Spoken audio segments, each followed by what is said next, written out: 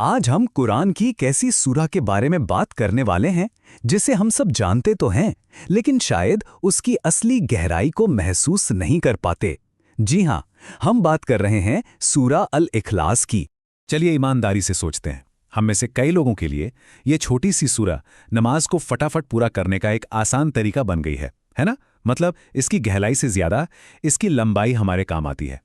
अब जरा एक दूसरा मंजर सोचिए। पैगंबर के एक साथी हजरत बिलाल, जिन्हें मक्का की तपती रेत पर घसीटा जा रहा है, सीने पर भारी पत्थर रखा है और जुल्म की इंतहा हो रही है। और उस हाल में भी उनकी जुबान पर सिर्फ एक ही लफ्ज है, अहदुन अहद। तो सवाल ये उठता है कि आखिर इस छोटी सी सूरा में ऐसी क्या ताकत थी, ऐसी क्या बात थी कि उस दौर के मुसलमान इसके लिए अपनी जान तक देने को तैयार थे, और आज शायद हम उसकी वो अहमियत समझ नहीं पा रहे हैं। इस बात को समझने के लिए हमें थोड़ा सा टाइम में पीछे चलना होगा।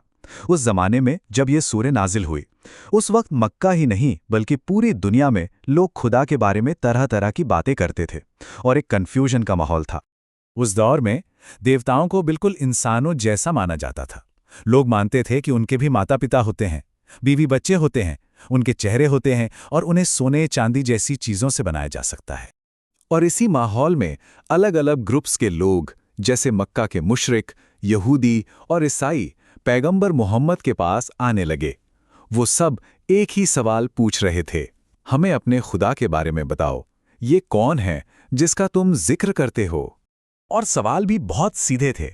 कोई पूछता कि क्या अल्लाह सोने का बना है या चांदी का बना है। कोई पूछता कि क्या उनका कोई परिवार है, कोई बाल बच्चे हैं, उनका खानदान क्या है। मतलब दुनिया एक साफ और पक्का जवाब चाहती थी। और इन्हीं सारे सवालों के जवाब में अल्लाह की तरफ से एक सीधा और साफ पैगाम आया, सूरह अल इखलास। ये सिर्फ 4 छोटी छोटी आयतें हैं, लेकिन इनमें से हर एक आयत अपने आप में एक पावरफुल स्टेटमेंट है। ये हैं वो 4 ऐलान। इनमें से हर एक ऐलान उस दौर में फैली किसी न किसी गलतफहमी को सीधे सीधे रद्द करता है और इस्लाम में खुदा का सही तसव्वुर पेश करता है। पहली आयत में जो लफ्ज़ है अहद, वो वाहिद नहीं है। देखिए, वाहिद का मतलब होता है गिनती वाला एक, जिसके बाद 2-3 आ सकता है। लेकिन अहद का मतलब है वो एक जो अकेला है, अनोखा है, जिसके जैसा कोई दूसरा नहीं, जिसे बांटा नहीं जा सकता। ये लफ्ज़ किसी भी तरह की पार्टनरशिप या ट्रिनिटी जैसी सोच को जड़ से ख़त्म कर देता है। दूसरी आयत कहती है कि अल्लाह अस्समद है। इसका मतलब ये है कि दुनिया में हर चीज़ को वजूद में रहने के लिए किसी न किसी सहारे की ज़रूरत है, लेकिन अल्लाह वो है जिसे किसी की कोई ज़रूरत नहीं, बल्कि हर किसी को, हर चीज़ को उसकी ज़रूरत है। वो सबका सहारा है। और तीसरी आयत तो बिल्कुल साफ साफ कह देती है, ना उसने किसी को जना और ना वो किसी से जन्मा है। ये उन सारी मान्यताओं को खारिज कर देती है जो खुदा के लिए ख़ानदान या औलाद की बात करती हैं। ये उसे इंसानी रिश्तों और ज़रूरतों से बिल्कुल पाक बताती है। आपको पता है, इस सूरा की अहमियत इतनी ज़्यादा है कि एक हदीस में आता है कि सूरा अल इखलास को पढ़ना 1/3 कुरान पढ़ने के बराबर सवाब रखता है। ऐसा क्यों? क्योंकि ये तौहीद यानी अल्लाह के एक होने के कॉन्सेप्ट को इतने बेहतरीन तरीके से समझा देती है, जो कि कुरान के 3 सबसे बड़े टॉपिक्स में से एक है। अच्छा, अब इस सूरह का हमारी जिंदगी में क्या काम है? इसे समझने के लिए मैं आपको एक कहानी सुनाता हूँ। ये कहानी साफ कर देगी कि ये सूरह हमारे लिए टूल की तरह कैसे काम करती है। बात है 1930s के दशक की। बनारस में एक खातून थीं, जैतूना बी। उनकी शादी जब सैयद परिवार में हुई तो उनकी सास ने उन्हें एक हार दिया और कहा कि ये सोने का है और हमारे खानदान की शान है। जैतूना बी ने उस हार को अपनी जान से भी ज्यादा संभाल कर रखा।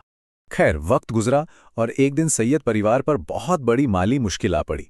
उन्हें पैसों की सख्त ज़रूरत थी, तो उन्होंने फैसला किया कि वो अपने खानदान की सबसे कीमती चीज़, उस हार को बेच देंगे, ये सोचकर कि इससे उनकी सारी परेशानियां हल हो जाएंगी। वो बड़ी उम्मीदों के साथ एक जौहरी के पास गए। जौहरी ने हार को एक पत्थर पर घिसा, परखा और मुस्कुराकर बोला, माफ़ कीजिएगा साहब, ये सोना नहीं है। उन्हें यकीन नहीं हुआ। वो दूसरे जौहरी के पास गए, फिर तीसरे के पास। सबने एक ही बात कही, ये पीतल है, सोना नहीं। तो जिस तरह एक जौहरी के पास एक कसौटी का पत्थर होता है जो असली और नकली सोने में फ़र्क बता देता है, ठीक उसी तरह सूरह अल इखलास हमारे ईमान, हमारी आस्था की कसौटी है। इस सूर्य का असल काम यही है। ये हमारे यकीन को परखती है।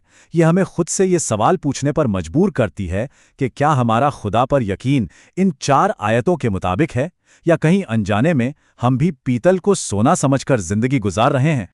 तो अब बात आती है कि हमें इस सूर्य को देखने का अपना नजरिया बदलना होगा।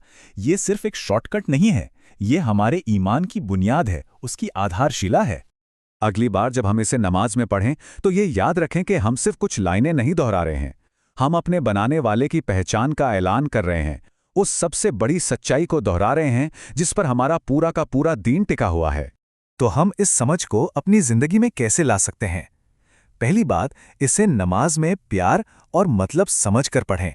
जब कभी कोई फिक्र या डर महसूस हो तो याद करें कि अल्लाह अस्समद है, सब कुछ उसके कंट्रोल में है। और सबसे ज़रूरी, इसके मतलब को अपने अंदर ऐसा उतारें कि आप अपनी अगली पीढ़ी को एक खालिस, एक असली ईमान दे सकें। और आखिर में ये एक सवाल हम सबके लिए है। जब अपने यकीन को सूरे अल इखलास की कसौटी पर परखा जाए तो क्या मिलता है, सोना या पीतल? इस पर सोचने के लिए अपना वक्त देने का शुक्रिया।